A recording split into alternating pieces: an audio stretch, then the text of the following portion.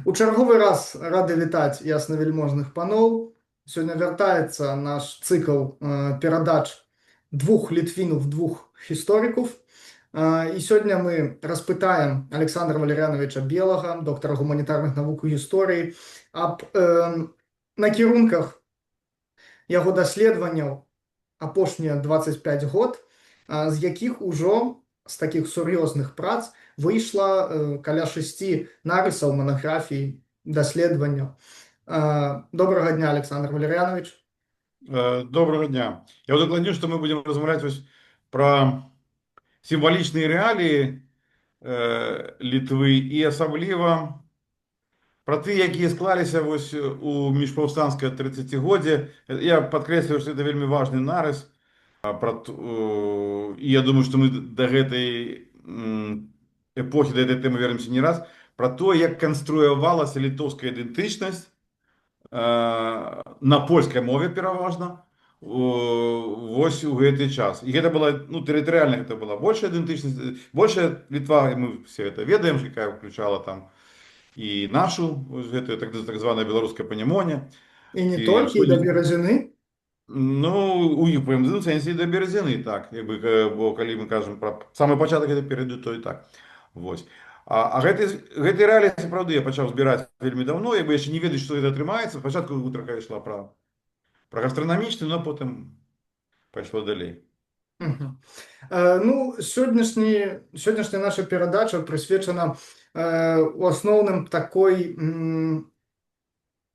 з'яве ў гісторыі для таго, каб яснавяльможныя панове зразумелі, што гісторыя і гісторыя Літвы ў тым ліку гэта не толькі героі палітычныя, рэлігійныя, гэта не толькі паэмы, раманы, карціны, музыка, але гэта і даволі такія сімвалічныя, побытавыя, звычайныя рэчы, абсалютна сімвалічныя з'явы штодзённага жыцця, эксклюзіўна звязаны як бы з Літвой на ўзроўні менавіта вось гэтай сімвалічнай рэаліі. Александр Валерьянович, а чаму пан увогуле звярнуўся да гэтай тэмы і калі? Это быў 96-97 год, можа 95-й, калі я пачаў займацца гісторыяй. Такая мне цікавасць была, там звязаная, дарэчы, таксама з эміграцыяй, правда, тады казалась кароткай, я там з ностальгіяй, я жыў пэўны час у Ташкенце, Узбекістане, працаваў там у арабскай фірме.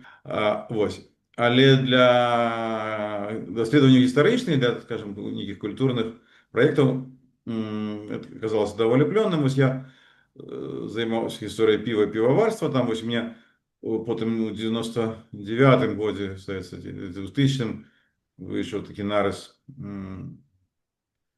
«Інлаудум телевізія» пра гісторыю піва і піваварства ў Беларусі у часопісе «Спадчына». І з гэтага пачаліся мае зацікаўленні гісторыяй гастранаміі, потым з'явіліся там розныя іншыя нарысы, потым з'явілася кніга «Наша страва» і так далей.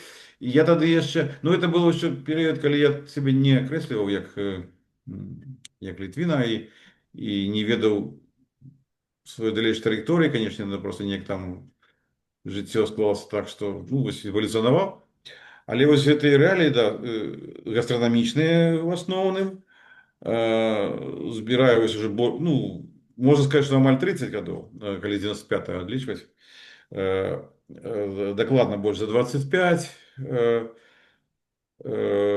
а потым з гэтага паўсталі пабочныя лініі, вырасталі, як зацікавіўся там зёлкамі і іх знакавасцю ў нашай культуры, дрэвамі, паляўнічымі рэаліямі. У меня есть нарыс іншым, скажем, есть там нарыс разовый про табакерки, про брусы, да. Я ж себе пераважна называю гісторыка-матэрыяльнай культуры, хотя это не так нават і матэрыяльная культура, як такая сутык матэрыяльная і сімвалічная.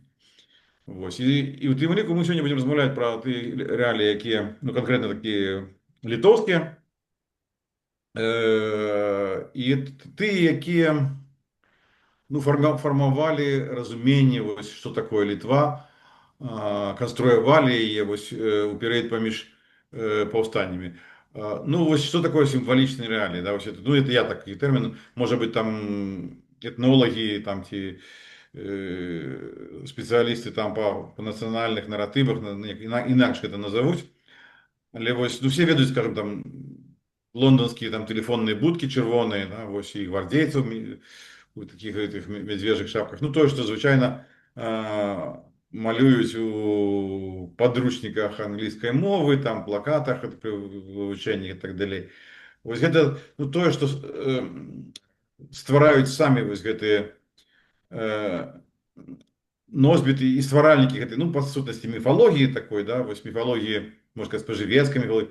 Это тое, што вось пэўная краіна, пэўная культура спрощена хоча распавесці пра сябе, пазначыць сябе такія вось знакі. Ці, скажем, вось, я, калі мы про Японію, там, да, ось, ну, я ніколі не був на Японії, там, ну, правда, сутыкаўся, працаваў у японскай кампаніі доўгі час. Вось, што ты, хто ніколі не быў, уяўляюць сабе там, ну, вось там сакура, кімано, саке, значит, там, это, некі там, не ведаю, там, нунчакі, ну, карацей, вось, ёсць суши, сашымі і так далей.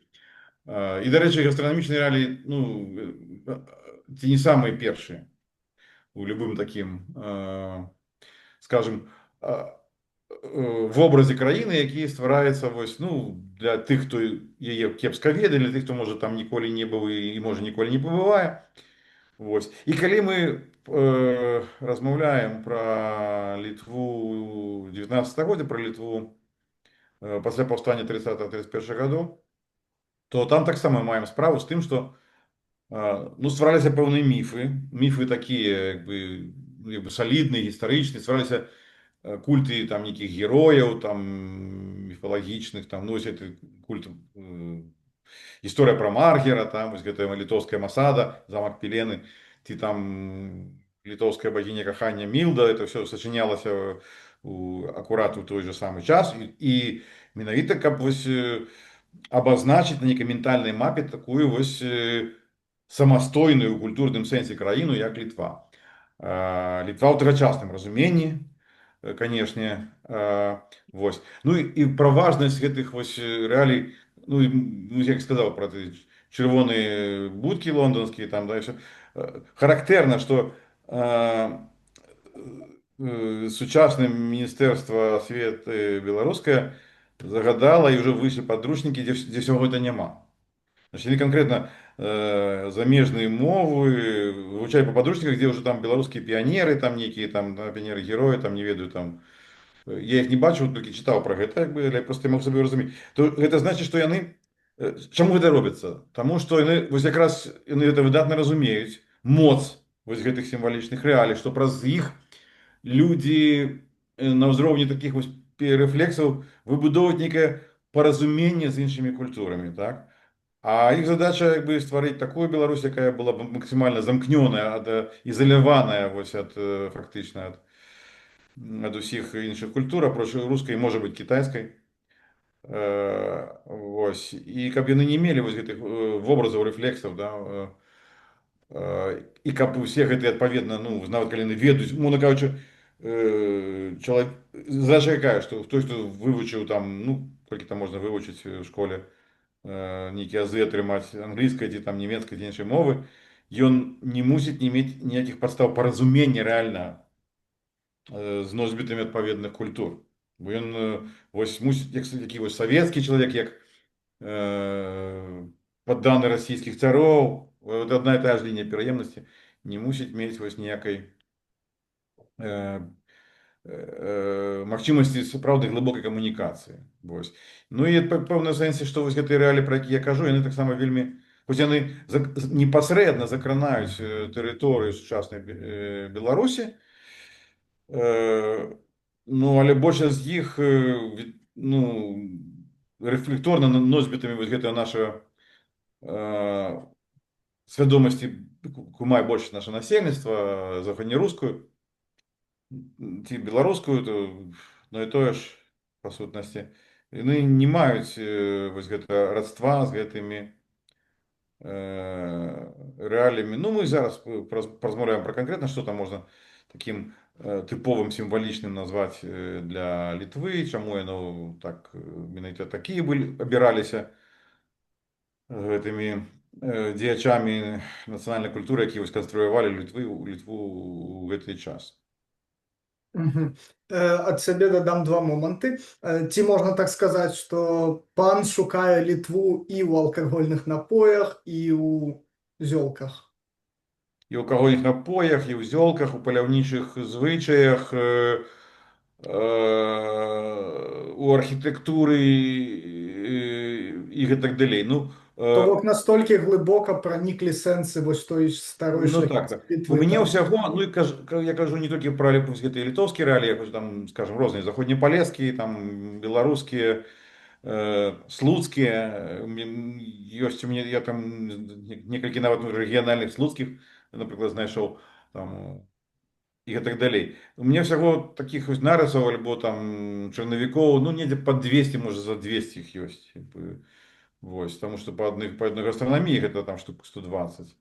Вось, па зёлках вось зараз выходзіць кніга там 30, а было б 50, калі б я своечасова дапрацаваў усе. Вось, і, ну і вось не ўсе з іх маюць аднолькавую моц, не ўсе, і не, ну, некаторыя з іх былі такія моцныя, што трымаліся некалькі стагоддзяў там. Вось, ці, ну, напрыклад, вось Бацвінне, як такі маркёр літвінаў, іранічны і самы іранічны. Ён праіснаваў добрых гадоў 200, і зараз я паспрабаваў яго перазапусціць, потому што ён падзабыты, перазапусціць яго і ў Літве, і ў Беларусі, таму што То літвіны, то бацвіннікі, так? ну да, бацвіняжы па-польскі гэта называлася. І гэта было такое, ну, пагардлівая мянушка літвінаў з боку караняжа ў 17-18 стагоддзя. У 19 пра яе, дарэчы, уже забыліся. Вось, я зараз спрабую перазапусціць, але, ну, конечно, уже не як грэблівую нейкую мянушку, а як такую, ну, больш пазітыўную нават, таму што, ну, і такую просто светлую нейкую такую, самая іранічную ў пэўным сэнсе, але такую просто весёлую, як бы сказаў, пазітыўную.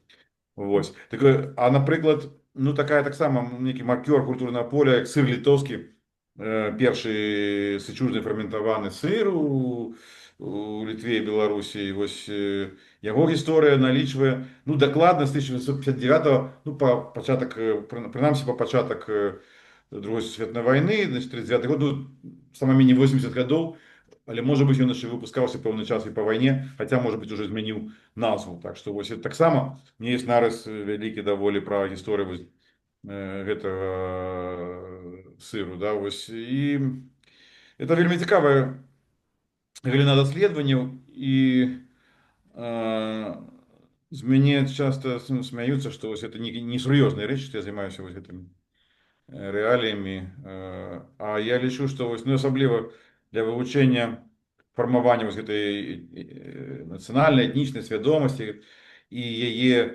ну, вось той пра яе апавядалі, які, так бы мовіць, экспартавалі, як культура гэтая, пэўна, сябе падавала суседзям, распавядала пра сябе, то это вельмі важная рэч Мгм. і вельмі сур'ёзная.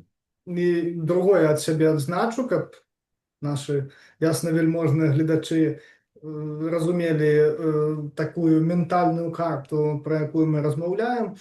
У часы паміж паўстаннямі 30 і 63 гадоў на землях былой Рэчы Паспалітай, ну, умоўна возьмем сімвалічную храналогію ад Эміліі Плятер да Канстанціна Каліноўскага, так?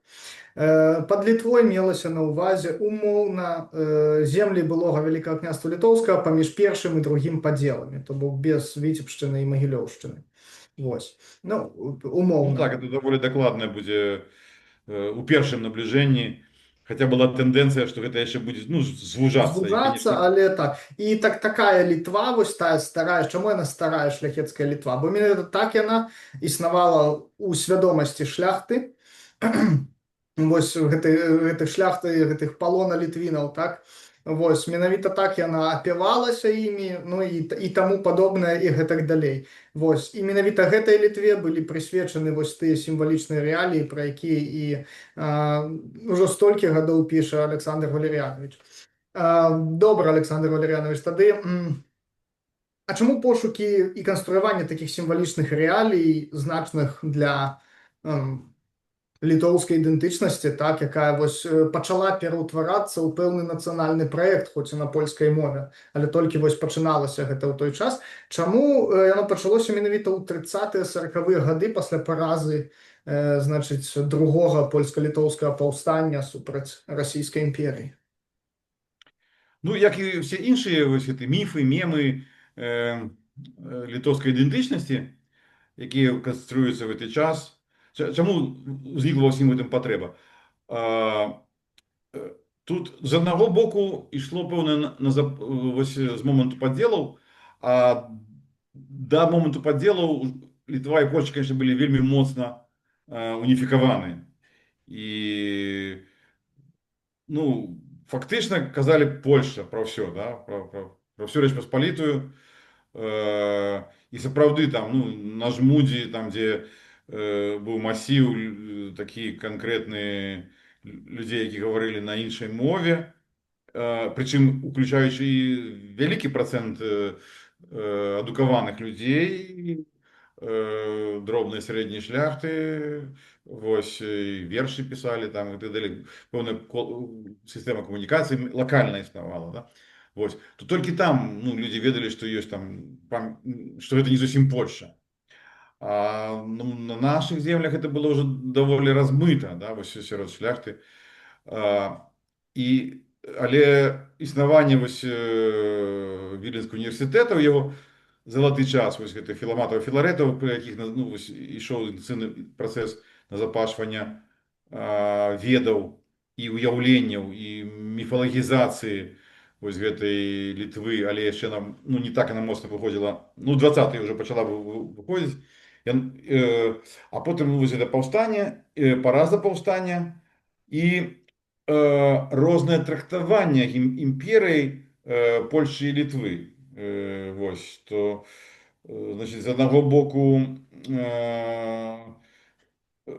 скажем, нашмат менш людзей, конечно, прыняла ўдзел у паўстанні літвінаў, чым палякаў, тому что там ну, это же была держава, по сутнасці, да, такая аўтаномная.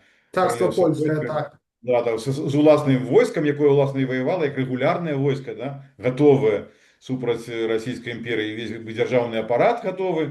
Вось, і зразумела, што там узровень падрыхтоўкі і маштаб выступлення быў абсолютно іншы. Але вось маштаб рэпрэсій наадварот, які выпаў на долю літвінаў, там, ну, адпаведна, там жыхароў Валыні, Падолі, там, Кіеўшчыны, пэўнай ступені, быў непрапарцыйна вялікі. Вось, і калі амністыя палякам была абвешчана там яшчэ ў лістападзе 31 года, то Караняжам в сэнсе, так? Караняжам, да, да. А літвінам толькі праз 5 гадоў, і за гэты час вельмі чаго адбылося там, вось, і яны трактаваліся проста такія бандыты, як бы. І нават на захадзе, калі эмігравалі, вось недавно знайшоў згадкі, што паколькі іх не в складе регулярного войска воевали, не имели официальных войсковых званий, да, то коли там урады Франции, Бельгии, які приняли основную массу мигрантов, ну, может, часом и Англии, ну, там могли призначить певную пенсию, там, да, ось, комбатантам и так далее, то литвинам ничего такого не светило, как бы, там, и это выкликало кривды, ось, і ось тады уже почали, ну, була певна крыўда, што мы так шмат паклалі на гэты алтар змагання, а трактуюць нас значна горш, прычым, ну, як бы, і ворагі, і быццам бы хаўруснікі. Ну, і плюс да гэтага, што калі, ну, все ж таки Расійская імперія амністыю абвесціла, там і некаторыя пачалі вяртацца, вось адным з першых вярнуўся, скажем, вядомы мастак Дмуховскі, які якраз адразу пачаў маляваць вось такія на літоўскія сюжэты. І до конца жыцця гэтым займаўся. І гэтым вядомы. Вось. імперія паслала такі, ну, неафіцыйных хутчэй за ўсё сігнал. Я думаю, што гэты час яшчэ чакае свайго даследчыка, таму што я думаю, што меліся і такие организационные, были организационные заходы, были некие свои там это полковники Зубатовы, там, ті, там капитаны Васильевы, якія конкретно шукали, культивовали лоялистов. А ось якби, які ну, і формально гэтым, я пакуль не маю таких доказаў, але думаю, што по логіцы функцыянавання расійскай дзяржаўнасці нешта такое мусіла быць, што якія сказалі, што ведаеце, што Польшча гэта зусім кепска, а вось Літва, якая ну як бы не Польшча, якая не афішуе сваю гэтую гістарычную унійную сувязь з Польшай, это можа быць да пэўнай ступені і прымальна. Вось нешта такое прагучала. Вось, так што былі і ўнутраныя перадумовы, і вось такія знешнія з боку імперыі сігналы. І вось у гэтых Вельмі цікавая гіпотэза, вымушаны заўважыць. Таму што такую таксама я заўважыў, што нейкая такая рэзкая змена ад такога ну, польска-літоўскага патрыятызму, там Рэч Паспалітая унія, да мы там з палякамі браты там і таму падобнае, з каранязамі, так, і вось гэтыя як бы тэмы у асноўным ішлі, скажем, взять таго ж Немцевіча, так, як бы тое, што ён да, пісаў. І тут некая рэзкая такая змена на тое, што мы звяртаемся да паганскіх часоў, да вайны там з тэўтонамі, а мы ў тыя часы і з ляхамі ваявалі, і гэтак далей, ну, то бок, да, нават, як гэтыя літвіны так это нават ўспрымалі. канфлікты Тут гэты, да, рэзка яны да гэтага вяртаюцца. Ну, вось, нават просто канфлікты як бы такі Польшчы. паварот ад такой, ну, рэчпаспалітаўскай польскасці да такой нейкай такой уласна вось сваёй літоўскасці. Вось. А гэта Ну, непаслядоўны працэс. як такая чаша вагаў проста так пераважыла ў іншы бок у гэты Да, момант. ну так. Ну, дагэтуль было так званае жмудзінскае адраджэнне, да, якое таксама ў гэта пэўна ну, напрацоўкі дало і ўнесла вклад. Але ну, вось ўсё так супала, чтобы назапашваліся нейкія уяўленні ўласна пра Літву, якія ну так, штосьці, што было немагчыма пачуць ад Немцевіча ці ад Нарушевіча, да, вось гэта бакі былі, хоць сабе яны былі літвінамі па паходжанню, але мы нічога ад іх фактычна не пачуем амаль што, ну трэба можа Ну, падлупаць. не, трошечки почуем, конечно, то я читал, там и Нарушевича капельку, но, скажем так, для іх агульная рэчпаспалітаўская польскасць была важней, чым іх мясцовая літоўскасць. Непараўнальна важней. Да, скажем, что, допустим, мы не побачым у Сыракомлі, у яго наадварот, для яго літоўскасць важней, чым усеагульная рэчпаспалітаўская польскасць. Хаця, конечно, За што яго і Хотя, дакаралі. конечно, при любым паўстанні, умоўна кажучы, меў бы ён магчымасць, ён бы стаў так, як бы і з караняжамі рынуўся бы ў бой, зразумела. Вось. Але на такім узроўні ментальным, на ўзроўні яго творчасці, яму літоўскасць, напрыклад, была ўжо бліжэй. У тых, як бы, хаця і у Рэчы Паспалітай позняй былі такія людзі, для якіх як бы літоўскасць іх мясцовая была важней, чым агульная польскасць. Ну, як бы, вось. Тут трэба проста па кожнаму асобнаму чалавеку глядзець. Ну так, вось. Ну, мы вось будем казаць пра таму што, кажу, вось гэта канструяванне Літвы 30-х, 40-х, 50-х гадоў, это каласальная тэма. Я мару калісьці дайсці напісаць кнігу пра гэта. Ну, пакуль што вось асобны нейкі нарысы спрабую прымірацца. Вось. І ў тым ліку, ну, паколькі там канструюецца, ну, па сутнасці, паўнавартасная еўрапейская нацыя, як бы. І гэта адбываецца, дарэчы, синхронна тады па ўсім кантиненце. А тут могу я для слухачоў такое падабагульненне маленькае сказаць, таму што пан агучыў зараз. Пачынаецца фармаванне еўрапейскай нацыі. В сэнсе якім вось адукаваныя паны, так, ствараюць гэтыя сімвалічныя рэаліі, паэзію, прозу, культуру, адным словам, так, гісторыю у тым ліку. робяць гэта па-польску, некаторыя на ўскраінах там вось на Жамойці і на самай ўсходняй літве некаторыя з гэтых паноў пачынаюць выкарыстоўваць мову сялянаў і таксама там перакладаюць дзесьці там на жамойцкую літоўскую мову гэтыя творы. А Напрыклад, здесь не на белорусскую. Дунін Марцінкевіч, да, вось на тое, што ён ужо называў беларускай мовай. Вось. І гэта як такі праект грамадзянскай нацыі, каб пазней усе гэтыя рэаліі Таму што зразумела, што яны жылі з марай аб тым, што яны зноў падымуць гэтае паўстанне і што зноў што-небудзь і адваююць як бы волю. І як бы мэта стратэгічная была такая, што мы гэта ўсё распаўсюдзім на сялянаў і ў тым ліку і на гараджанаў, все, што мы як бы маем у розуме. Так? Менавіта. Угу. Ну, ось. І тады, ну, ось, тыя нацыі, ці патэнцыйныя нацыі, які не маюць дзяржаўнасці, гэты працэс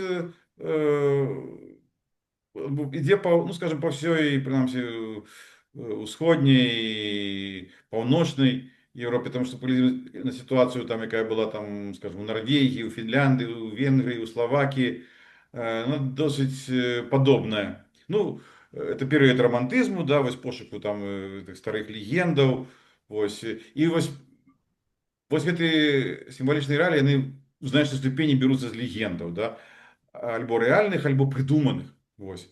І вось, скажем, ну, скажем, вось сярэдзіна 30-х гадоў, гэта ўжо такі час, калі гэта все пачынаецца вельмі інтэнсіўна. Ну, вось 1835 год пошла выходзіць 9-томная гісторыя літоўскага народу Нарбуту, і фінская калівала таксама 1935 год, да, вось. Это ў Ну, Фінляндыі, у Тадеуш, княстве фінляндскім, так? да. Пан Тадеуш, таксама такая эпопея, якби, ну, такого ж кшталту, да, вось, 1834 год. Яна просто там таксама безліч гэтых рэалій сімвалічных. Ну, не все з іх аказаліся аднолькава знакавымі, там, але прапанавана іх было вельмі, вельмі шмат. Вось.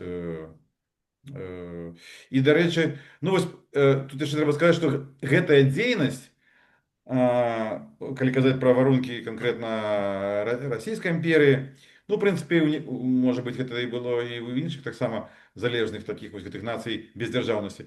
Яна была адносна бяспечнай, да? Ну, таму што пісаць там гістарычныя творы, якія канкрэтна ставяць пад пытанне легітымнасць імперскай улады, да, гэта, канешне, цэнзура не прапусціць. Вось. А на такія тэмы, на побытавыя, можна пісаць шмат. І таму вось у Літве гэтых часоў, ну, скажем, выдавецтвам Завадскіх асабліва, выдаецца шмат такой літаратуры, якая, ну, стала знакавай. Вось гэта кухарка літэўска, да, вось яшчэ раней гаспадыня літэўска, значыць, паўночныя сады Струмілы, зельнік эканамічна-тэхнічны Герарда Выжыцкага, вось розныя шматлікія кухарскія паляўнічыя кнігі Яна Шытлера. Вось, і яны ў сябе неслі не тое, што гэтыя аўтары все былі там такімі перакананымі нацыяналістамі, ну, там Шытлер дакладна не быў, ён чалавек такі далёкі ад палітыкі, але тым не менш, вось, як бы, там, першыя такія дакладныя рэцэпты там літоўскага халадніка, там і іншых многіх зразу яны з кніг Шытлера паходзяць, як бы там, а потым Крупніка таксама. І потым пераходзяць ужо ў кнігі там, скажем, Завадскай і пазнейшых літоўскіх кухарак, такіх як Караліна Белазерская і так далей. Вось. Тэма бяспечная, але тым не менш вельмі такая папулярная на доўгім маштабе часу, яна дазваляе, як бы, сфармаваць свядомасць патрыятычную, і на гэта рабілася, канешне, стаўка пэўнымі коламі патрыятычнымі. Добра, дзякуй вялікі. То ў такім разе агучыць пан такі своеасаблівы спіс агульны ўсіх сімвалічных рэаліяў за гэтыя вось 3 дзесяцігоддзя, якія кадыфікаваны. Вельмі доўгія, бы там, асабліва калі мы яшчэ будзем расшыфроўваць, што ўкладалася кожны. Ну, вось некалькі самых. Вось адно, скажем, знакавым алкагольным напоем Літвы, знакавымі у гэты час робяцца крупнік і старка. Ну, Крупнік то А Ковенський вядомий Ліпець? так само, так, і Ковенський Ліпець. Е, Ну, яшчэ можна сказаць там, і пра ввогуле пра пітныя мяды, ну, але Ковенскі Ліпец гэта быў такі як бы кароль медоў, да, вось. А, І гэта менавіта літоўскі напой, што нават калі яны трапляюць у Польшу, нават калі вось, цікава, што нават калі там нейкім новым сончыце дзесьці там вырабляецца там старка, да, яна называецца старка літэўска, да, ну, вось, як такі гэты прыкметнік амаль Маркер такі аўтаматычны. канкрэтны. А так, менавіта.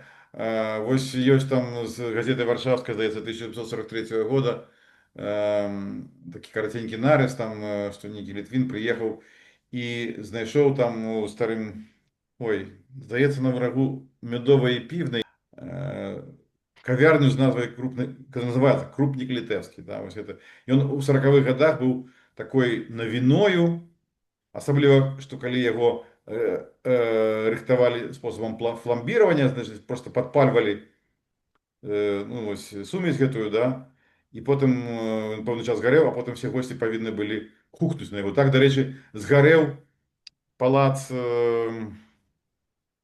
этих самых, палац у Песках под Вулкавысках, што неакуратна рабілі ў 1742 годзе.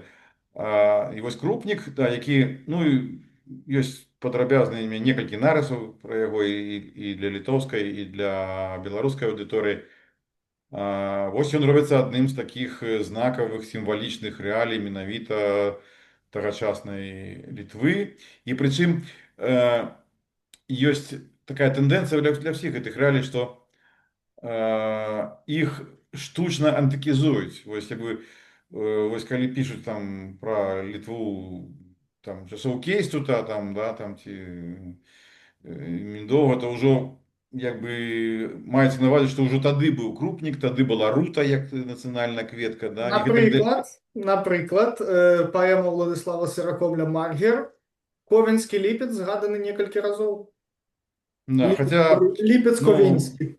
да, это штучная такая антыкізацыя, такая, ну, трохі наіўная, да, ну, вось яна на масу свядома. Ну, в прынцыпе, калі мы паглядзім, як нацыяналісты конца 19-20 стагоддзя дзейнічалі, яны дакладна па такім самым шаблоне. Вось, і тут уже прынцып гістарычнасці меў, ну, не самае вялікае значэнне, потому што это ж рабілі не нейкія там прафесійныя гісторыкі ў акадэмічных мэтах, а это рабілі просто вось так, ну, літаратары, там, мастакі, кампазітары, якія, ну, як бы, што называць, яны стараліся захапіць вось гэтую масавую свядомасць і прапісаць ёй пэўныя нацыянальныя патрыятычныя коды. Вось. І таму, канешне, калі мы ўжо абралі там Крупнік, Руту, Ковенскі Ліпец там і так далей. Ковенскі Ліпец гэта, ну, яшчэ адзін прыклад, што ёсць такі, ну, у Ігнацыя Яцкоўскага ёсць такое там апавяданне пра тое, як там, ну, якраз пра Крэўскую унію, як там упершыню прыехалі там полькі ў Літву, літоўкі. І вось хтосьці там, не памятаю, здаецца, ці не сама Ядвіга там упершыню пакаштавала там, она не ведала, что это за смачное такое пиво быццам, это же не пиво, и смеются там литвинки, ага, это же не пиво, это Ковенский Ліпец. Хотя, ну, зусім не факт, ну, до речі, Ковна ще не було у той момент, тому що воно засновано було в 1400 годі, вже Тады ён разбураны быў, там замак быў, але ў 60-е гады знішчылі ордэн, і на той момант замак стаяў у руінах. І Да, ну, яго Ковенскі Ліпец толькі гэта відаць вялікі. на пару стагоддзя, ну, може 16, може 17 стагоддзя там вядома, ну, не раней. Добра, тады, Александр Валерьянович, тады наступнае пытанне. А ці мог бы пан прывесці нейкія канкрэтныя прыклады, цытаты, што вось менавіта вось гэтымі шляхцічамі, якія стваралі гэтыя сімвалічныя рэаліі старой Літвы ў 19 стагоддзі, імі гэта ўспрымалася як менавіта такі шляхецкі нацыянальны праект з патэнцыялам пераўтварэння ў такую грамадзянскую шматмоўную нацыю Літвы, то бок адзін народ літвіны, але многа моваў. Вось як бы пан адказаў на гэтае пытанне? Ну, справа в тым, што яны может быть не до конца выразна, конечно, праводзілі эту мяжу паміж вот народавошчу і вось гэты рэгіяналізмам. Бо ну, іх супярэчліва, конечно. Ну як вось і Міцкевіч і нават Суракомля, яны і палякі, ну палякі хутчэй, конечно, у значенні усёй Рэч Паспалітай, але за ценем нацыянальнага все роўна. І літвіны. І карацей, это не зусім паслядоўна, але ёсць і калі канкрэтна казаць, што ну, там народовы, да, што это менавіта праект нацыянальны. Ну, па-першае, як бы самы прыкметнік літэўскі да многіх з гэтых рэалій аўтаматычна маш прыкладаецца, як хлоднік літэўскі, значыць, старка літэўска, крупнік літэўскі. Ну, але вось, скажем, вось возьмем такі прыклад, як прэм'ера кантаты Мілда ў канцы 48 года, які была знакавай падзеяй вось менавіта ў гэтым ва ўсёй гісторыі гэтага праекту міжваеннай, міжпаўстанцкай, выбачаюся, Літвы, значыць, 30-х, 50-х гадоў. І вось, ну, вось Рамуальд Падбярэзкі потым сваім тым рочніку літарацкім змяшчае такую рэцэнзію вельмі захопленую на музыку, на сам сюжэт. Вось. А Сыракомля, які наведвае прэм'еру, ён, правда, трошки так быў, ну, трошки прахалодна, значыць, зваўся пра тое, што ён бачыў, пачуў, але сказаў, што ну я разумею, што гэта наша, ну, як сказал, не памятаю, ладно, ну, наше народовое досягнение, да, национальное досягнение, да, менавіта.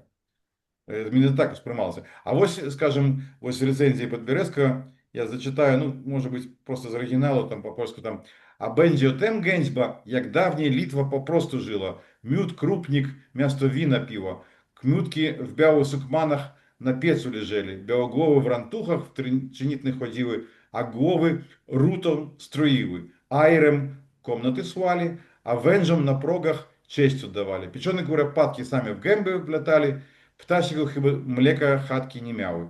Rzeki wtedy mlekiem płynęły, a w puszczach barcie медовым воням тхнелы. Вот. Ну и вот тут не все из них такие были устойливые, але ну, некалькі, ну, мед, питный крупник, значит, ну, белые сукманы гэтыя.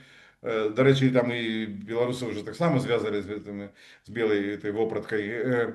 Вот, значит, рута на рутяные венки на головах, аэр на подлозе. Аэр, до рэчы, так само лічыцца адной з таких менавіта літоўскіх сімвалічных рэалій. І мы нават у Глогера там старапольскі, які быў в прынцыпе абыякавы, да, ён шукаў агульнапольскіх, там яго літоўскіх рэалій вельмі вельмі мала, 3000 артыкулаў, а таких літоўскіх рэалій его там, ну, можа, десятак наберэцца. Вось, ну, але аэр там ёсць.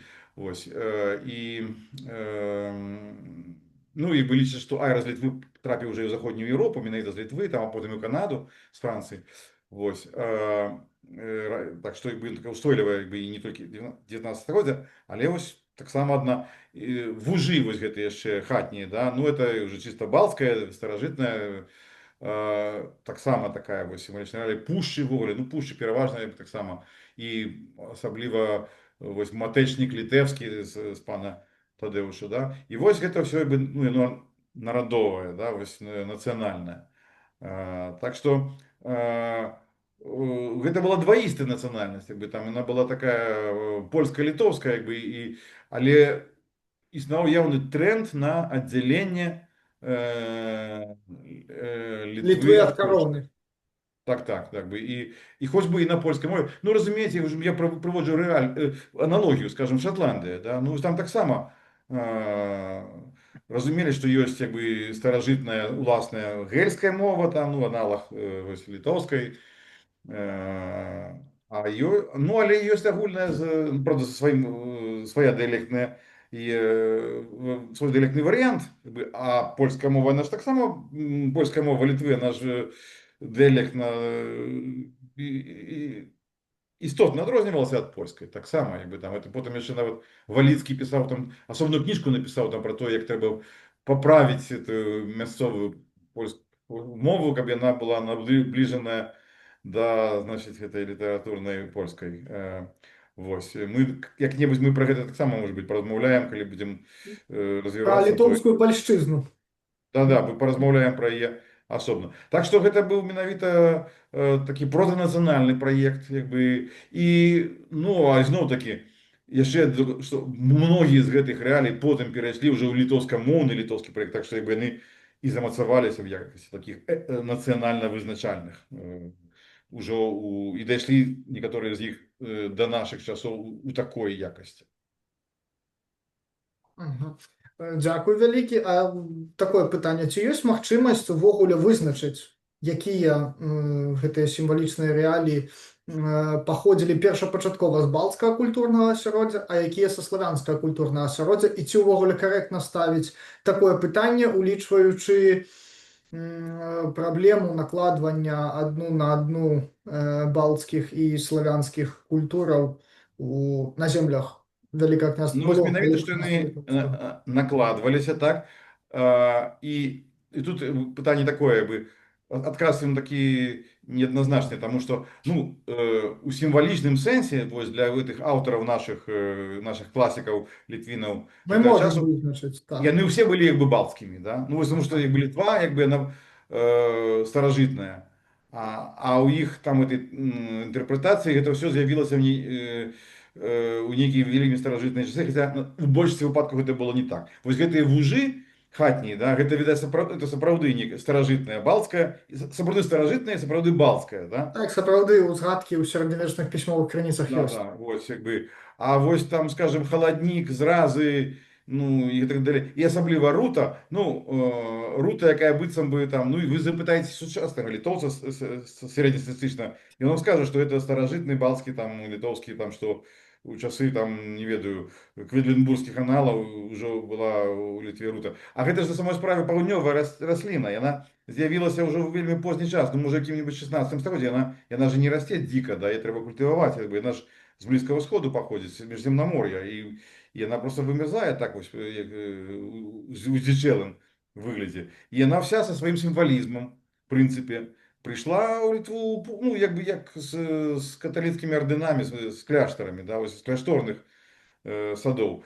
А стала сімвалам яна, сімвалічна, ну, дзякуючы, ну, часткова у літоўскай мове гэта пачалося так, яшчэ там адвалю нас ад песні пра Беруту, там нейкі там 1820-е, здаецца, гады, але гэта як бы для межаваднай аўдыторыі, а так прогучала як бы на ўсю Літву, гэта ўжо трэба было па-польску сказаць, это з панам Тадэушам, да, вось як бы, ну,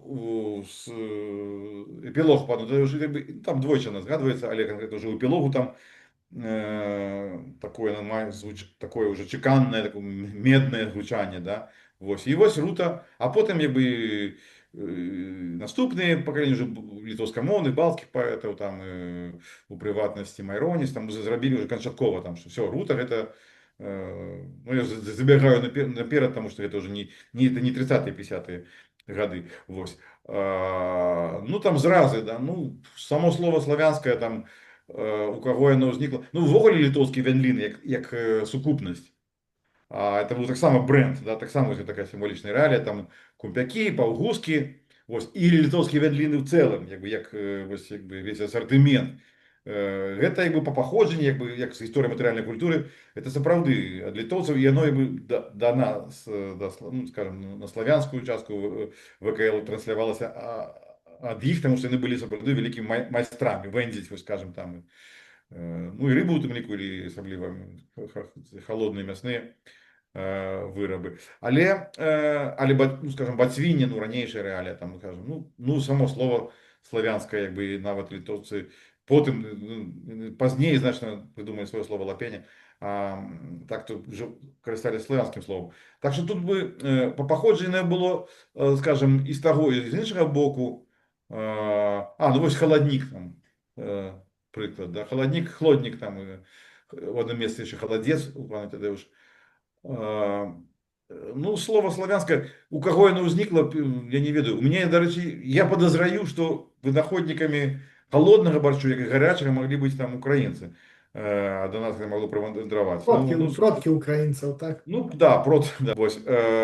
у некаторых выпадках просто немагчыма разобрацца там, да, мы, ну, як там Старка крупнік, ну, Старка, напрыклад, вынайдзена дзесьці ў шляхецкіх маёнтках, ну як паўнавартасны такі, можа быць, у 1820-х годах.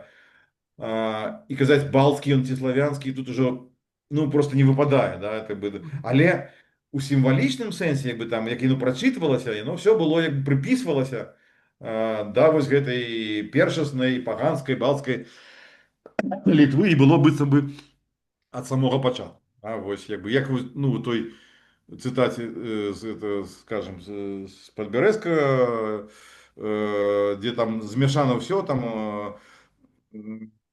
до гэтых часоў міфічнай мілды прыпісана, хаця ну толькі пра, мабыць, пра гэтых вужоў, ну і пра пітны мёд, ну, там не пра конскае ліпец, ввогуле мы можем сказаць, што так яны былі ў тыя часы, а все астатняе ўжо як бы альбо дакладна ўзнікла значна пазней, альбо ну там невядома, да, вось. Ну але вось міфалогія, яна працуе і канструюецца вось такім чынам.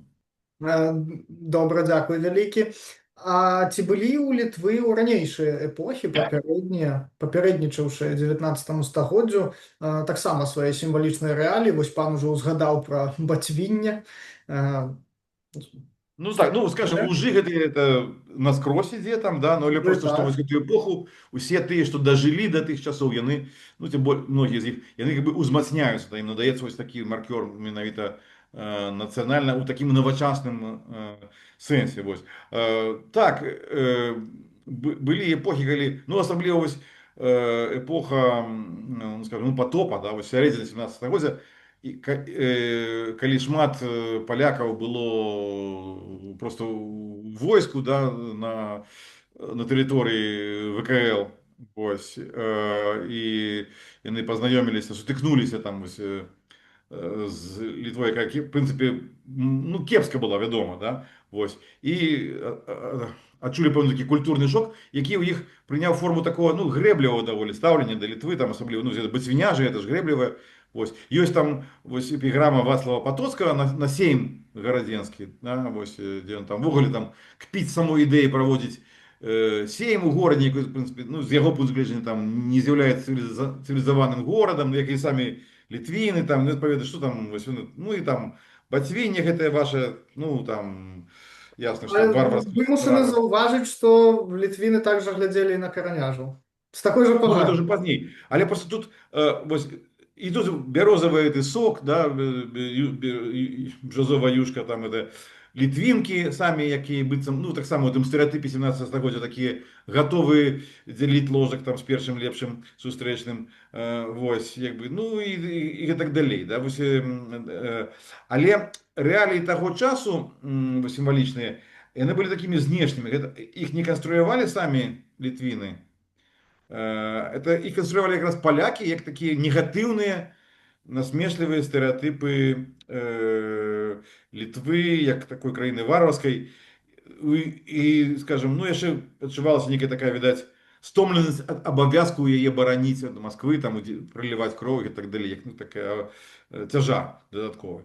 Вось. А в 19 стагоддзі гэта канструююць менавіта вось ужо, ну, просто тады было мало адукаваных людзей, там, які про гэта думалі, а вось цяпер уже як бы ёсць іх дастаткова шмат, менавіта літвінаў, менавіта польскамоўных, якія могуць з гэтымі палякамі весці размову на роўных. Дарэчы, быў такі яшчэ адзін стэрэатып літвінаў, уже, ну, там, які заехаў, здаецца, і ў 19 стагоддзе, недзведзевы фраках. Там, і вось гэтыя все наши класікі, там, Манюшка, Міцкевіч і так далей, яны у вачах палякаў, нават уже такого, ну, цивилизованного 19 года, яны выглядалі такими медведь. Слухайте, оказывается, там вось гэтыя, там, ну, там, не ведаю, літвіны, жмудзіны, там, дзікуны, яны, ну, які переваратні, там, может быть, яны, оказывается, там носяць фракі, і ладно, там, по-польску, там, размаўляюць, і нават нейкі шэдэўры ствараюць, да? Вось, это следы гэтыя грэблівага стаўлення 17 стагоддзя. І, дарэчы, адным з элементаў матывацыі, дзеля чаго ствараліся гэтыя, вось, скажем, брэнды гэтыя, да, сімвалічныя рэаліі, гэта уразіць у станоўчым сэнсе, уразіць гэтых палякаў, там, як бы, вось, і весь час было змаганне з гэтай, ну, несправядлівасцю, што краіна так пролівае кроў, і бы такі несе страты, а Польща так, ну, ставіцца дае даволі грэбліва. Літвіні, як у добрыя поляцы. Ну так. Ну потім, да, потім это, ми ж бачимо ці мотиви там і у, да, і у Пілсудська і так далі. Добра тады, а ці спынялася сімвалічнае напаўненне наймення Літва, вось гэты працэс, які пачаўся у міжпаўстанскую эпоху, нацыятворчы працэс, ці ён абарваўся пасля задушэння паўстання 1863-64 гадоў? Ну, на матэрыяле вось гэтых сімвалічных рэалій, пра які мы размаўляем, можна сказаць, што ён амаль што спыніўся, ну і як бы і па іншых параметрах таксама ведаем, што спыніўся. Але ёсць пэўныя выключэнні. Ну, скажем, сыр літоўскі, я пра яго там казаў ужо, які ўзнік у гарадзе, дакладней у гародзі, это там это Стаўпецкі раён, недалёка было 4 гародзі, да рэчы. Вось гэта 11 з 4. У маёнтку Брахоцкіх в 1959 годзе пачалі вырабляць ферментаваны сыр на ўзор голландскага дамеру, які стаў вось таксама такім, ну, нацыянальным брэндам. Але гэта адбылося ўжо, значыць, ну, пазней бы, так, вось яго это ўжо 60-е, 70-е, 80-е гады 19 годзе, па інерцыі ён ужо раскруціўся і стаў, ён спачатку называўся Брахоцкі, а потым его пачалі называць літоўскі, да, вось як бы, і вось он, але он так, але гэта склалася ўжо так стыхійна, да, гэта не было ўжо актам вось такого нацыятварэння, як у 30-х, 50-х годах. Гэта было вось такі стыхійны працэс, але ён стаў фактычна такім нацыянальным брэндам. У віленскіх газетах міжваенных 30-х гадоў мы знаходзім там карціроўкі, колькі каштуе сыр літоўскі, колькі сыр новагрудскі, і ў польскамоўных газетах, і ў беларускамоўных газетах, да, это ўжо такая, як бы, сапраўды вось рэалія, і сыраварам, якія марылі у міжваенны час, это была такая прэстыжная прафесія, як цяпер айтэшнік. Вось, як бы, ну і Старка, напрыклад, Старка, яна ўзнікае, як бы, як такі нацыянальны сімвал у гэты час, але яшчэ, як бы, пік яе развіцця такого, як бы, і напаўнення міфалагічнага прыходзіцца якраз на час пасля паражэння паўстаннем. І я скажу чаму, тому што вось выжывала гэтая літоўскасць, гэтая літвінскасць, гэтая старалітоўскасць, як пан кажа, менавіта ў такіх пераважна ў буйных сярэдніх маёнтках. А Старку яе ж выраблялі не як рынкавы прадукт фактычна была, а як чыста хатні. Іх там ставілі ў вялікіх, там у 500 там 500-літровых куфах, так вытрымліваць там. І яна была напоем хутчэй для пачастунку, для ўрачыстасцяў. Вось калі прыязджалі госці, калі сямейныя ўрачыстасці, ну, па легендзе там закопвалі бачунак Старкі, каб на паўналецце ці на шлюб там выкапаць і падарыць, значыць, нашчадку. Вось. І гэта якраз і была такая вось форма, якая гэта схаваная літоўскасць жыла, так. І вось і росквіт этого культу Старкі, ён якраз хутчэй на часы, вось ну, на апошнія дзесяцігоддзі 19 стагоддзя, там на 70-е, 90-е прыходзіцца, хаця карані яе якраз таксама ў той эпосе паміж паўстаннем. Дзякуй вялікі. А як склаўся лёс агучаных панам сімвалічных рэаліяў у канцы 19-го, у 20-м стагоддзі? Іх падзялілі паміж сабой узнікшыя дзяржавы, новыя дзяржавы на землях былога Вялікага княства Літоўскага? Ну, в пэўнай ступені так падзялілі, хаця, ну, скажем так, несіметрычна. І, ну, вось для Літвы многія з іх сталі сапраўды такімі нацыянальнымі брэндамі. Літва найлепш іх засвоіла, і вось гэта якраз, дарэчы, а Беларусь амаль зусім не. І гэта якраз вось розніца паміж літоўскім і беларускім праектам, тому што все ж таки у літоўскім нацыянальным праекце удзельнічала вялікая колькасць малой і нават часткова сярэдняй шляхты, вось, для якая засвоіла всю гэту міфалогію, да, вось, побыту у тым ліку. Вось, і таму Старка, Крупнік, Шальцібаршчай, вось гэты халаднік, менавіта як нацыянальны сімвал, яно все ўвайшло, скажем, у плоць і кроў літоўскага народу сучаснага.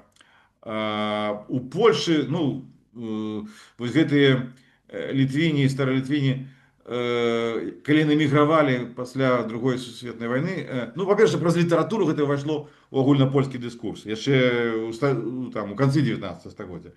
Але дадаткова яшчэ і самі носьбіты гэтай традыцыі, і яны выехалі У значной ступені выехали, так. да, да, а большасць, ну, выехалі самыя яскравыя там уже. Э, і, і цяпер у Польшчы гэта як бы таксама такая літэўскасць, але літэўскасць, ну, такая старая рэгіянальная, старога польскага рэгіёну Літвы, да, вось як бы. І в значнай ступені агульнапольскі здабытак таксама. Таму што вось цяперашняму паляку даказаць, што гэтыя рэаліі маюць нацыянальна-літоўскае паходжанне, да, вельмі складана. Вось, ён таксама кажа, это польская спрадвеку, там, да, ён будзе казаць. Ну, Да. нацыянальная тут, давайте мы з панам трошечки для гледачоў адрознім. Нацыянальная этнакультурная літоўская гэта сучасная Літва. Нацыянальная грамадзянская гэта вось тыя Да, старыя да. краіны. Да. Так. Польша все это ну, растварила у агульнапольскім комплексе, так вось.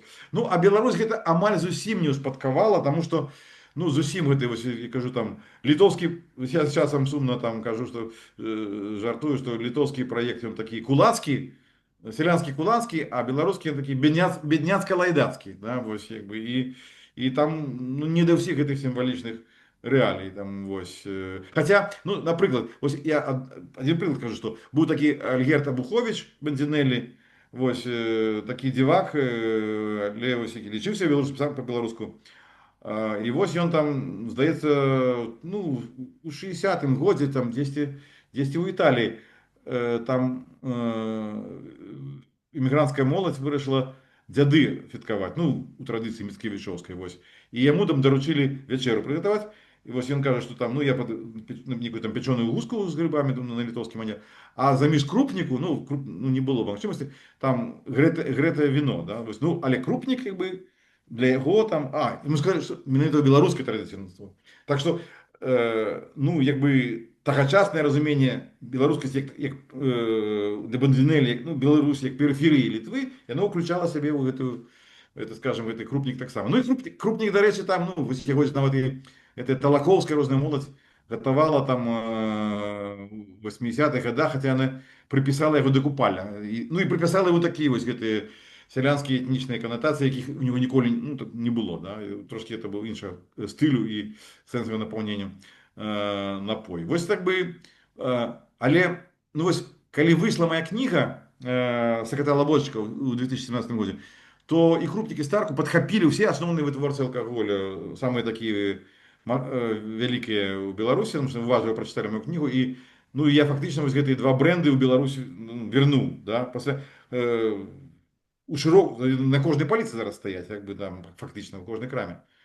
Дзякуючы вось гэтай кнізе Сакатала Бочачка, але ну я змагаўся за многія іншыя рэаліі таксама, як публіцыст, так, да, вось у інтэрнэце там, ну, соцсетках, ну, не про кожны могу похвалиться таким же поспехом. Ну, ужо штосьці вельмі сур'ёзнае. Адна з такіх заўважных перамогаў. Ну, а раз ужо загаварылі пра Беларусь, а ці мае права сучасная Рэспубліка Беларусь, увогуле маральнае права, асабліва ўлічваючы яе культурныя прыярытэты, скажем так, на культывацыю гэтых сімвалічных рэаліяў?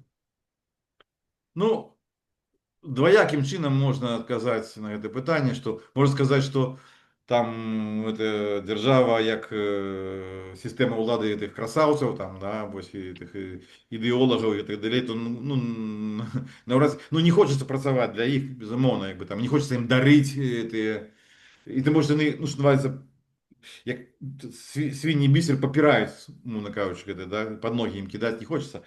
Але, ну, калі верыць все ж таки, то, ну, калі змагацца за саму зямлю, за тое, каб за дух яе, за тое сімвалічнае напаўненне, то, ну, тут раздзяляеш гэта, да, вось, і працуеш з тымі людзьмі, якім гэта цікава, якія гэта ўспрымаюць, і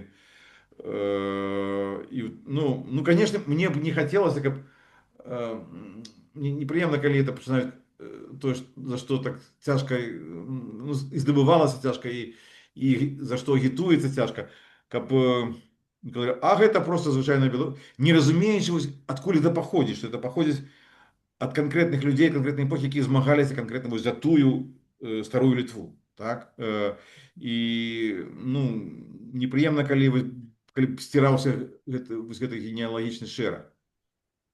Вось, ну але тым не менш, як бы, ну у нейкім сэнсе вось гэтай маёй высылкі так, ну так, падарунак краіне, калі такой, якой бы хацелася, каб яна была. Дякую вялікі, пане Александру. Дякую вялікі нашим слухачам і гледачам. Як заўсёды, чакаем вас на літоўскім легіёне, чакаем вашых каментароў, новых гасцей. Бібліяграфію, асноўную бібліяграфію Александра Валерьяновича, аўтар літоўскага легіёну, змесцяць у апісанні пад відэо.